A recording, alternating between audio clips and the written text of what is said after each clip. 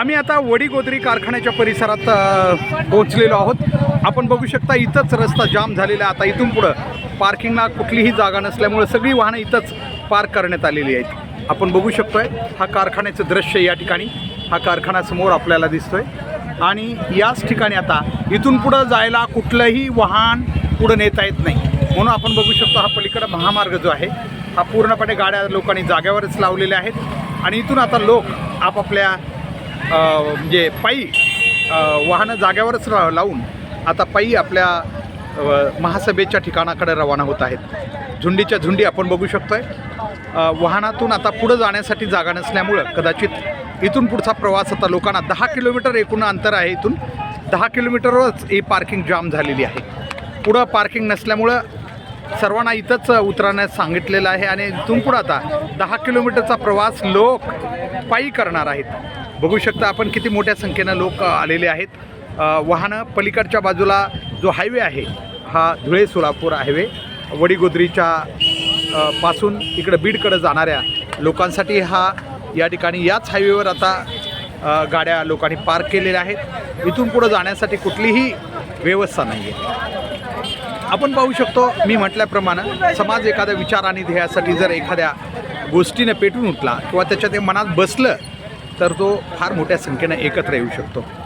ही इतिहासातली एखाद्या सामान्य व्यक्तीच्या आवाजावर एवढा मोठा समाज एकवटण्याची ही मला वाटते पहिली वेळ असेल, कारण महान लोकांनी जेव्हा जेव्हा आवाज दिले तेव्हा त्यांचं नेतृत्व होतं, परंतु एक सामान्य कुटुंबातील एक योद्धा म्हणूया आपण त्याला, सध्या तरी या काळातला, त्याच्या आवाजावर एवढे लोक इथं आलेले आहेत हे खरोखर एक ऐतिहासिक घटनाच म्हणावं लागेल आणि या ऐतिहासिक घटनेचं साक्षीदार होण्यासाठी आज आपण या ठिकाणी पोचलेलो आहोत। थोड्याच वेळात मीही माझ्या सहकार्यासोबत या महासभेच्या विचारपीठाकडे रवाना होत आहे, कारण इथलं काय दृश्य टिपावं हेच आता कळत नाही आहे। आपण बघू शकता खूपच मोठ्या संख्येनं लोक इथं आलेले आहेत। वाहनं आता आपण विचार करू शकता 10 किलोमीटर अलीकडं ही पार्किंग जाम झालेली आहे। पुढं कसलंही वाहन जायला जागा नाही आहे, टू व्हीलर नाही ना कोणतंही वाहन जात नाही आहे। अशावेळी ही सगळी वाहनं आता इथंच मुख्य रस्त्यावर पार्किंग केलेली आहेत। मुख्य रस्त्याच्या बाजूला जिथं जिथं शक्य असेल त्या त्या ठिकाणीही वाहनं पार्क करण्यात आलेली आहेत। आपण बघू शकतोय, मी फक्त आपल्याला हे दृश्य दाखवू इच्छितो। 10 किलोमीटरच्या अलीकडची गर्दी आहे। अद्याप 10 किलोमीटर अंतर इथून जायचं आहे, मुख्य रस्त्यावर आहेत आपण, इथं वाहनं आपण बघू शकता।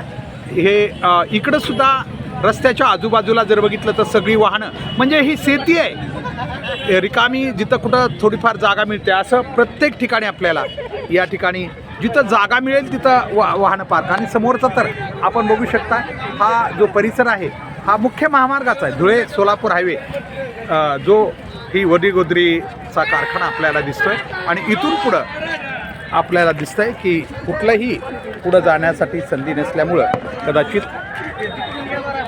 मोठ्या संख्येनं लोक आता पायी आपापल्या वाहनातून खाली उतरून पायी प्रवास करत आता पुढं निघालेले आहेत। ही गर्दी आपण बघू शकता किती मोठी गर्दी आहे।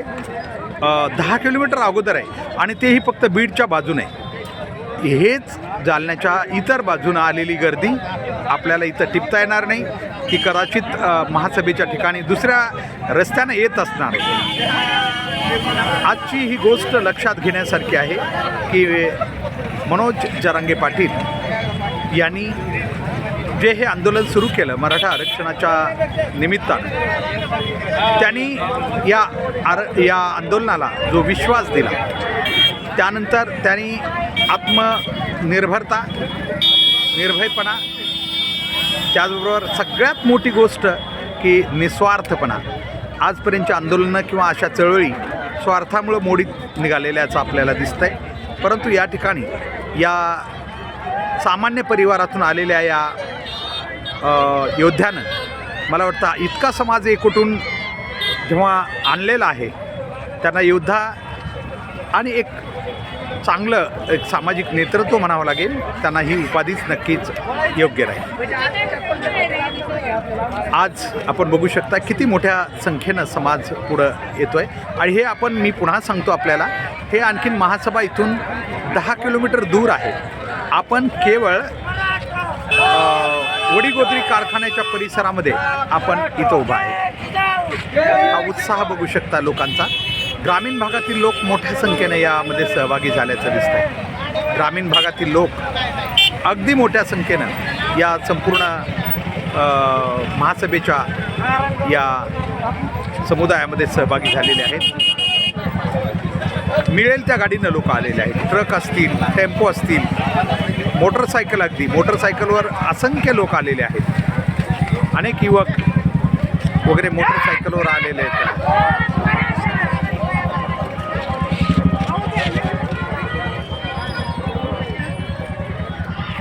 कारण मी म्हटलं आपल्याला 10 किलोमीटर इथून पुढं जायचं आहे लोकांना. आणि हा महामार्ग आहे. ज्या गाड्या पार्क झालेल्या आपल्याला दिसत आहेत, या ठिकाणाहून पुढं जायला जागा नसल्यामुळं याच ठिकाणी या गाड्या पार्क करण्यात आलेल्या आहेत. तिथंच मुख्य हायवेवर दोन्ही बाजूनं या रस्त्यावर गाड्या पार्क झालेल्या आहेत. आणि आता लोक चालत पुढं जात आहेत. आपण बघू शकताय की प्रचंड मोठ्या संख्येने हे लोकांची गर्दी आहे. लाखोंच्या संख्येनं निश्चितच आज म्हणता येईल. मी पुन्हा एकदा आपल्याला दाखवतो. हे सगळे लोक निघतायत, म्हणजे चालतायत. आणि इथून मागं 2 किलोमीटर आणखी लाईन आहे. म्हणजे जिथं मी आपल्याला हे दृश्य दाखवतो तिथून जवळजवळ 2 किलोमीटर अंतर मागं वाहनं पार्क झालेले आहेत. आणि पुढं 10 किलोमीटर त्यांना पुढं जायचं आहे. इतक्या मोठ्या अंतरावर हे सगळे एकाच बाजूला. तेही पुन्हा एकदा आपल्याला मला सांगावंसं वाटतं की बीडकडल्या बाजूलाच फक्त हे एकाच रस्त्यावरचे लोक आहेत. बाकी रस्त्यावरचे लोक कुंभेफळचे आपण बघू शकतो. हे सगळे कुंभेफळचे सगळे मराठा बांधव या ठिकाणी मोठ्या संख्येने आलेले आहेत.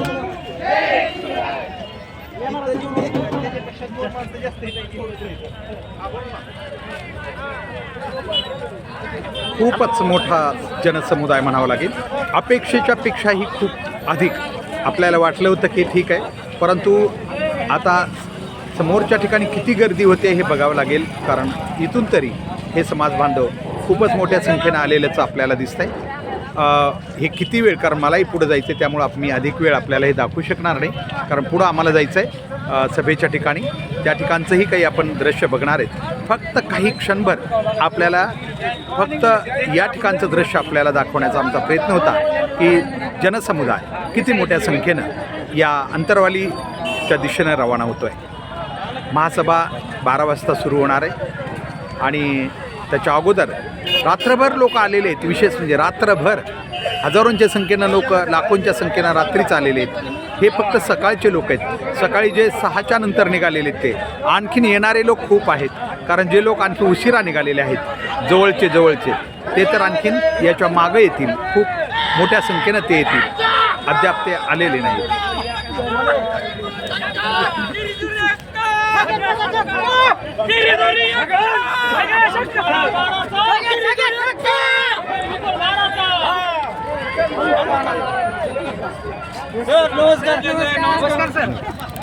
आपण बघू शकता प्रचंड मोठ्या संख्येनं समाज बांधव या ठिकाणी रवाना झालेले आहेत.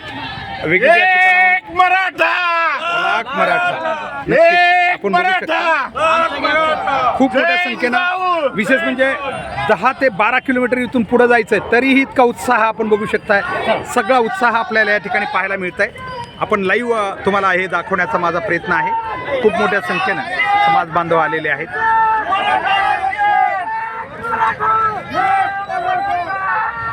मला वाटतं मलाही पुढं निघायचं आहे, त्यामुळं किती वेळ तुम्हाला दाखवत बसलो तरी ही गर्दी काही संपणार नाही आहे. तर आपण पुढचं काही बघूया. कारण मागं आपण बघू शकताय, माझी नजर जिथपर्यंत जाते त्याच्याही मागं ही गर्दी, अलोट गर्दी आहे. आपण बघू शकता. जरा या कॅमेऱ्यामध्ये मी आपल्याला दाखवण्याचा प्रयत्न करतो आहे, कारण मला पुढं जायचं आहे. ही फक्त बीड रोडची गर्दी आपल्याला मी दाखवण्याचा प्रयत्न करतो आहे. अशीच गर्दी औरंगाबाद साईडनं संभाजीनगरच्या छत्रपती संभाजीनगरच्या बाजूने